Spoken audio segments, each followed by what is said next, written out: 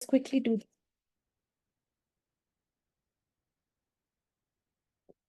Hare Krishna. Today we are doing the shloka 16.22. 16.22.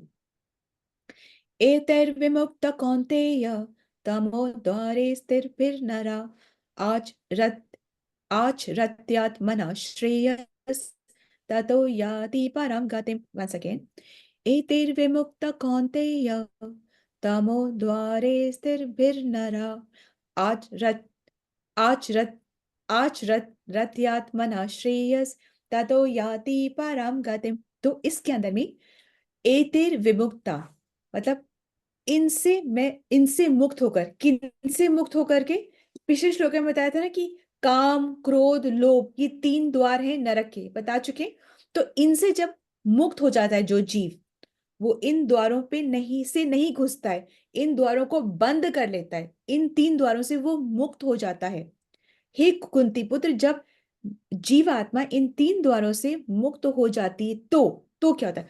तमो द्वारे स्थिर भिर नरह, नरक के द्वार 3 द्वारों से. तमो ये नरक के द्वारे, ये तम का मतलब क्या होता है? तम मतलब अज्ञानता. अज्ञानता मतलब समझ ही ना आए कि करना क्या है, करना कैसे है, जीवन को जीना कैसे है. तम मतलब अंधकार. अंधकार मतलब इग्नोरेंस. इग्नोरेंस मतलब पता ही नहीं है हमें कि करना क्या है. ठीक है. जब कमरे में अगर अंधेरा हो जाए तो हम ना तो अपने आप को देख सकते हैं, ना किसी दूसरे को देख सकते हैं. राइट. ना हम कुछ कार्य कर सकते हैं अगर गुप्त अंधेरा हो जाए.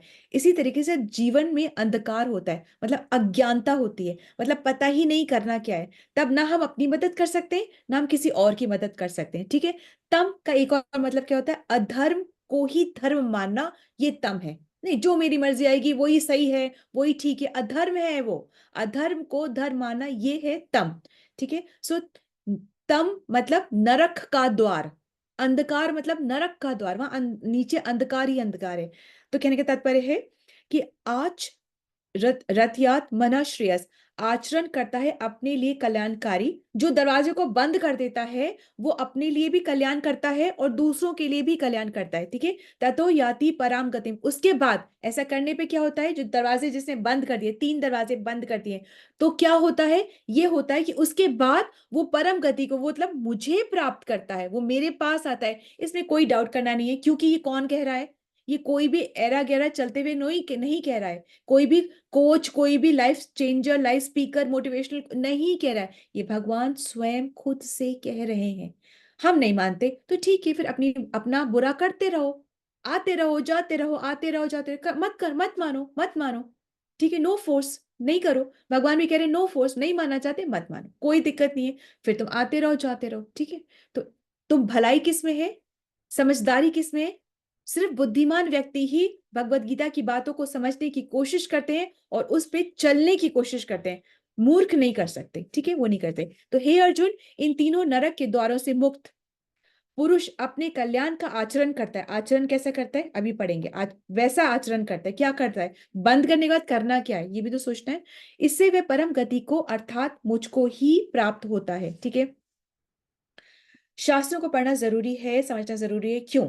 जैसे कि बच्चा कहता है माँ मैं खेलूंगा, तो माँ क्या कहेगी? पहले पढ़ लो फिर खेल लेना. कोई दिक्कत नहीं, खेल लेना, पर पहले पढ़ाई कर लो फिर खेल लेना. उसी तरीके से मनुष्य कहता है मैं भोग करूंगा, ये भी वो भी, मैं खूब इकट्ठा करूंगा, मैं खूब भोग करूंगा. तो वेद शास्त्र क्या बोलते हैं कि नहीं, फकीर बन जाओ, कुछ मत करो. नहीं, वो ये नहीं कहते. वो कहते हैं करो पर तरीका समझो. वो क्या, कीरत की कमाई करो, तरीके से कार्य को करो. ठीक है.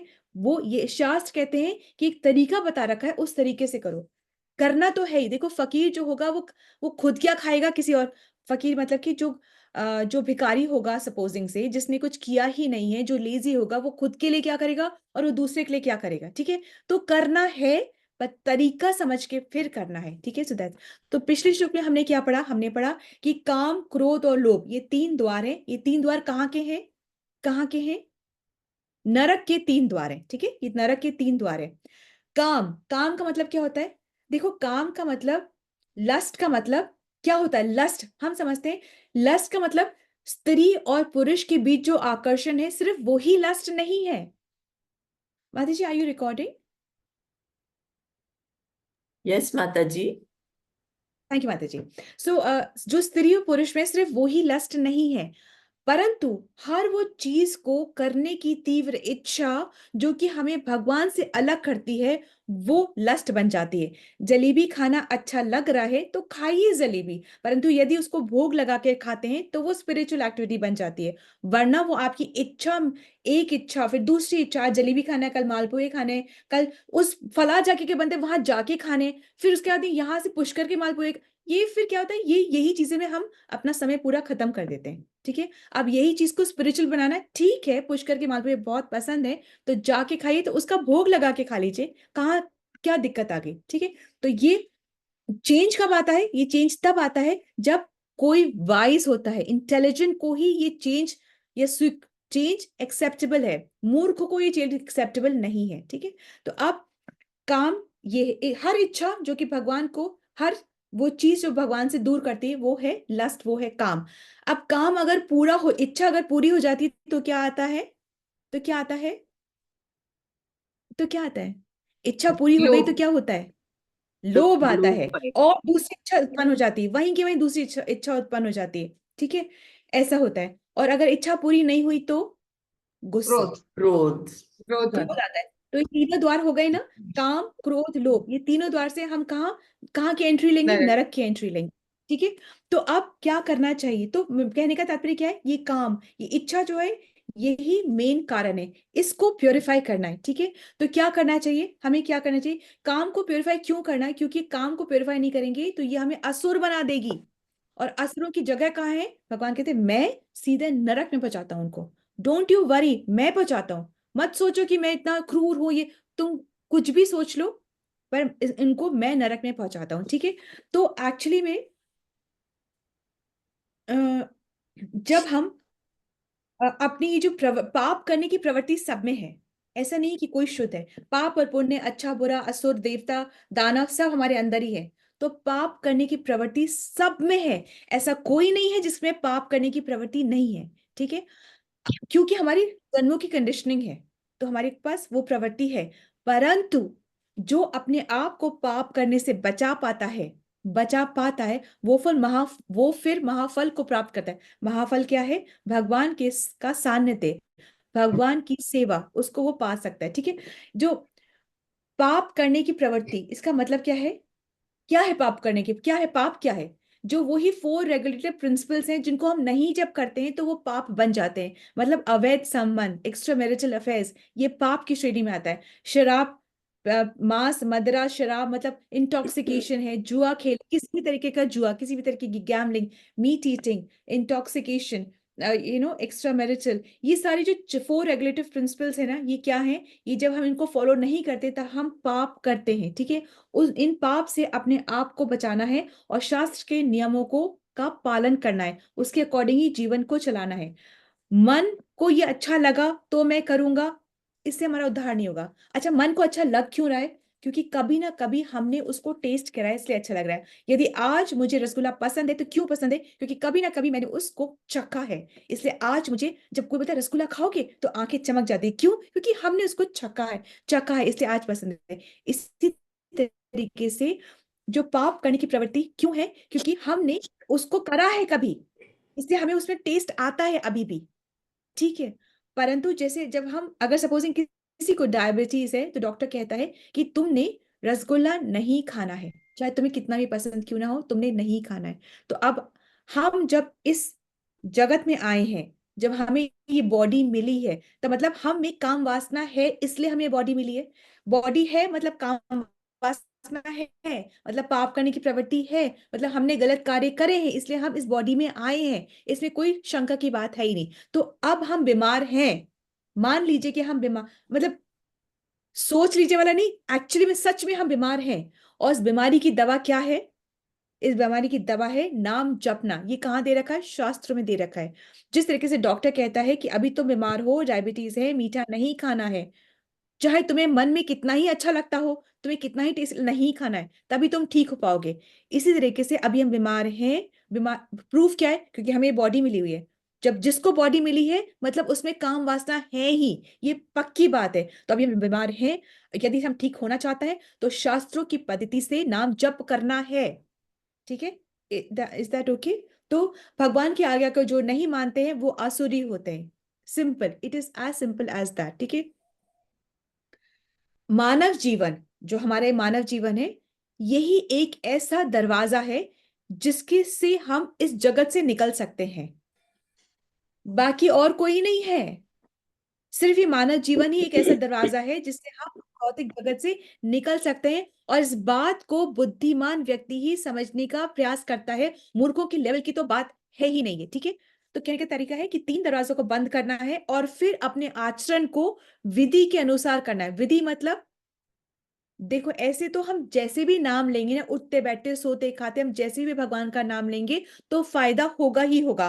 परंतु यदि हम विधि के अनुसार ले लेंगे तो कंप्लीट परमानेंट बहुत सुंदर फायदा होगा। एक क्वेश्चन है, यदि कोई सुनेगा, यदि कोई भगवत गीता को रोज पढ़ेगा या सिर्फ सुनेगा, अभी समझने की, कंठस्थ करने की, भाव को समझने की, उस ये सब अपने जीवन में एक सब कुछ ही नहीं है। यदि से तो कोई भगवत गीता को सिर्फ श्रवण मात्र ही करेगा तो क्या उसका भला हो जाएगा? हाँ, भला तो होगा। यस ऑफ कोर्स भला हो जाएगा। वो मुक्त हो जाए, इतना सा करने में भी मुक्त, वो भला हो जाएगा।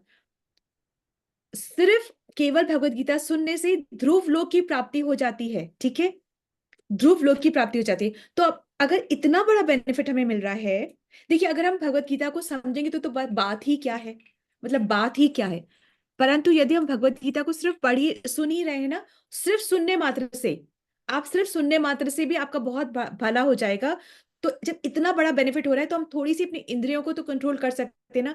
नहीं देखें पिक्चर, क्या दिक्कत आ रही है, क्या दिक्कत आ रही है? वैसे भी पिक्चर देखने से क्या हो रहा है, हमको एक अलग ही इल्यूजन में हमको दिखाया जा रहा है जो कि सच नहीं है।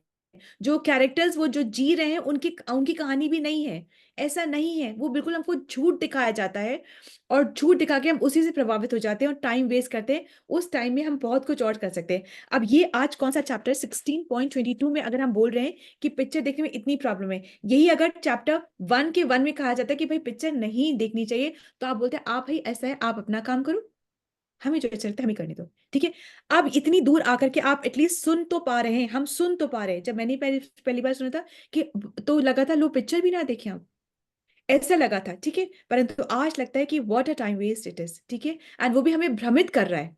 ठीक है, सो ऐसे परिवार के संग रह करके कभी कभी कुछ कुछ करना पड़े तो कर लीजिए, परंतु अपने को उसमें रमा मत लीजिए।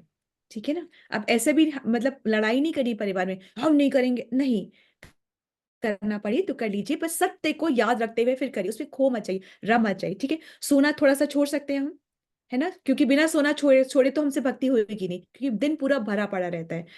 ठीक है, तो हम को हमारी भौतिक लाइफ को थोड़ा सा मैनेज करना पड़ेगा। ठीक है, तभी हम ये सब कर सकते हैं। बोलने को तो बहुत कुछ है, but we are out of time. ठीक है, तो जो अपनी इच्छाओं को थोड़ा कंट्रोल करते हैं वो ही शांति को प्राप्त करते हैं। इच्छा को पूरा करने से शांति नहीं मिलती है और इच्छाएं बढ़ती रहती हैं। ठीक है, we will stop here only. ठीक है, हरे कृष्णा, धन प्रणाम। This understanding for today shloka. Shrimad Bhagavad Gita की जय, श्रीमद् भागवतम की जय। Let's move on to another service.